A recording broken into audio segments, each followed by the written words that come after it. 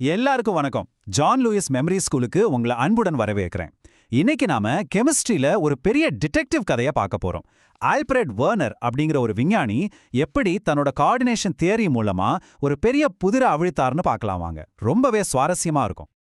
சரி, முதல்ல அந்த புதிரை பார்த்துருவோம். 1893ல விஞ்ஞானிகளுக்கு ஒரு பெரிய தலைவலியே இருந்துச்சு. கோபால்ட் குளோரைடு, அம்மோனியா மாதிரி தனித்தனியா ரொம்ப ஸ்டேபிளா இருக்கிற மூலக்கூறுகள் எப்படி ஒன்னா சேர்ந்து புதுசா ரொம்ப சிக்கலான ஒரு சேர்மத்தை உருவாக்குது? இது எப்படி நடக்கும்? இதுதான் அன்னைக்கு அவங்க முன்னாடி இருந்த பெரிய கேள்வி. இந்த குழப்பத்துக்கெல்லாம் விட ஆல்ஃபிரட் வார்னர்ங்கிற ஒரு சூப்பரான விஞ்ஞானி கிட்ட இருந்து தான் வந்தது. அவர் ஒரு புரட்சிகரமான ஐடியாவை சொன்னாரு. அவர் என்ன சொன்னாருன்னா, உலோகங்களுக்கு ஒரே ஒரு இணைதிறன் இல்ல, அதுக்கு 2 வகையான இணைதிறன், அதாவது லிங்கிங் எபிலிட்டி இருக்குன்னு சொன்னாரு. இதுதான் அந்த மொத்த புதிருக்கு மனக்கிரவுகோல். சரி, அப்போ அந்த 2 இணைதிறன்கள் என்னென்னு கொஞ்சம் விரிவா பார்க்கலாமா? அவர் அதுக்கு பிரைமரி வேலன்சி, செகண்டரி வேலன்சின்னு பேர் வச்சாரு. இந்த 2க்கும் இருக்கிற வித்தியாசத்தை நாம புரிஞ்சுக்கிட்டாலே போதும், மொத்த தியரியும் நமக்கு ஈஸியா புரிஞ்சிடும். முதல்ல பிரைமரி வேலன்சி. சிம்பிளா சொல்லணும்னா இது அந்த மெட்டலோட ஆக்சிடேஷன் ஸ்டேட், அதாவது அந்த மைய உலோகத்து மேல இருக்கிற பாசிட்டிவ் சார்ஜ். இந்த பாசிட்டிவ் சார்ஜை பேலன்ஸ் பண்றதுக்காக நெகட்டிவ் அயானிகள் தேவைப்படுது. ரொம்ப முக்கியமான விஷயம் என்னன்னா, இந்த பிரைமரி வேலன்சி அயனைசபிள், அதாவது தண்ணியில போட்டா ஈஸியா பிரிஞ்சிடும். அடுத்து செகண்டரி வேலன்சி.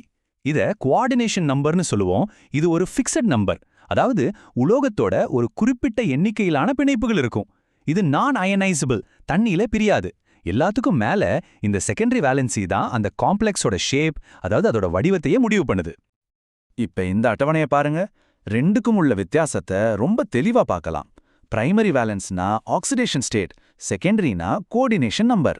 பிரைமரி பாண்ட்ஸ் தண்ணியில பிரிஞ்சிடும், ஆனா செகண்டரி ரொம்ப ஸ்ட்ராங், பிரியாது.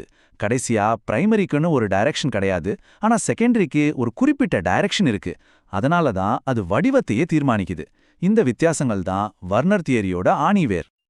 இதை ஈஸியா ஞாபகம் வச்சுக்க ஒரு சூப்பர் மெமரி டிப் சொல்றேன். பிரைமரியில இருக்கிற P பாசிட்டிவ் சார்ஜை குறிக்குது, செகண்டரியில இருக்கிற S ஸ்பேஷியல் ஷேப்பை குறிக்குது.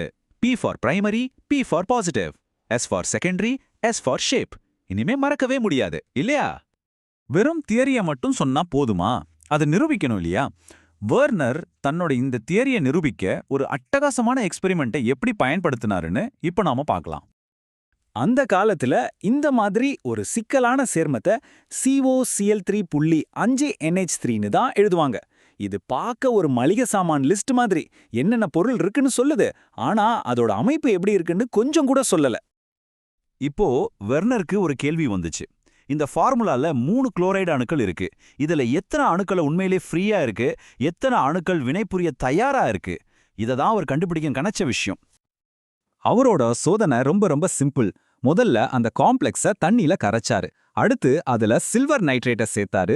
கடைசியா எவ்வளோ சில்வர் குளோரைடு வீழ்படிவு, அதாவது பிரெசிபிடேட் உருவாகி இருக்குன்னு அளந்தாரு. அவ்வளவுதான். ரிசல்ட் என்ன வந்துச்சு தெரியுமா? 2. ஆமா, 2 மோல்ஸ் ஆஃப் சில்வர் குளோரைடு தான் கிடைச்சது.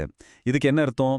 அந்த 3 குளோரைடு அயனிகள்ல 2 மட்டும்தான் ஃப்ரீயா இருந்திருக்கு, 2 மட்டும்தான் வினை புரிஞ்சிருக்கு. இந்த ஒரு ரிசல்ட் அந்த சேர்மத்தோட உண்மையான அமைப்பையே படம் பிடிச்சு காட்டுச்சு. இதோ பாருங்க, இதுதான் புது ஃபார்முலா.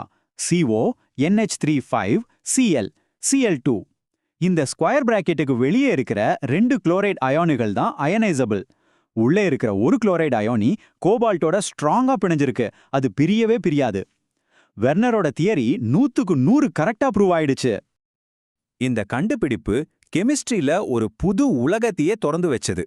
சேர்மங்களோட வடிவம், அப்புறம் ஐசோமர்ஸ்னு சொல்லப்படுற ஒரே ஃபார்முலா ஆனா வேற வேற அமைப்பு கொண்ட சேர்மங்கள் ஏன் உருவாகுதுன்னு எல்லாத்துக்கும் விளக்கம் கிடைச்சது.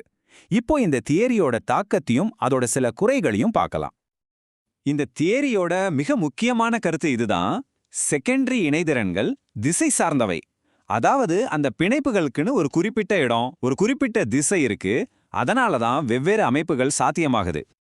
இது ஜியோமெட்ரிக்கல் ஐசோமர்ஸ் ஏன் இருக்குங்கிறத ரொம்ப அழகா விளக்குச்சு. உதாரணத்துக்கு COCl3.4NH3ங்கிற சேர்மத்துக்கு 2 வடிவம் இருந்துச்சு. ஒன்னு ஊதா நிறம், இன்னொன்னு பச்சை நிறம். ஏன் இந்த கலர் வித்தியாசம்னு யாருக்கும் தெரியல. வெர்னர் தியரி தான் அதோட வெவ்வேறு வடிவியல் அமைப்புகள் தான் காரணம்னு முதல்ல விளக்குச்சு. ஆனா எந்த ஒரு தியரியும் 100% பெர்ஃபெக்ட் கிடையாது இல்லையா? வெர்னர் தியரியாலையும் சில விஷயங்களை விளக்க முடியல.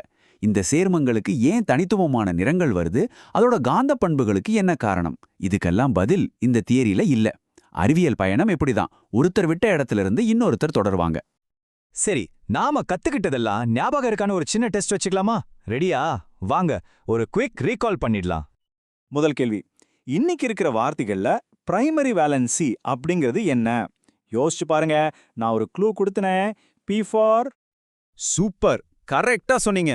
அது உலோகத்தோட oxidation state. P for primary, P for positive charge, அதாவது ஆக்சிடேஷன் ஸ்டேட். அருமை. அடுத்த கேள்வி, ஒரு சேர்மத்தோட ஜாமெட்ரி, அதாவது அதோட வடிவத்தை எந்த வேலன்சி தீர்மானிக்குது? பிரைமரியா இல்ல செகண்டரியா? மிக சரி, செகண்டரி வேலன்சி தான். ஏன்னா அது டைரக்ஷனல், அதுக்கு ஒரு திசை இருக்கு. S for secondary, S for shape. அற்புதம். சரி. கடைசியா ஒரு சிந்தனை.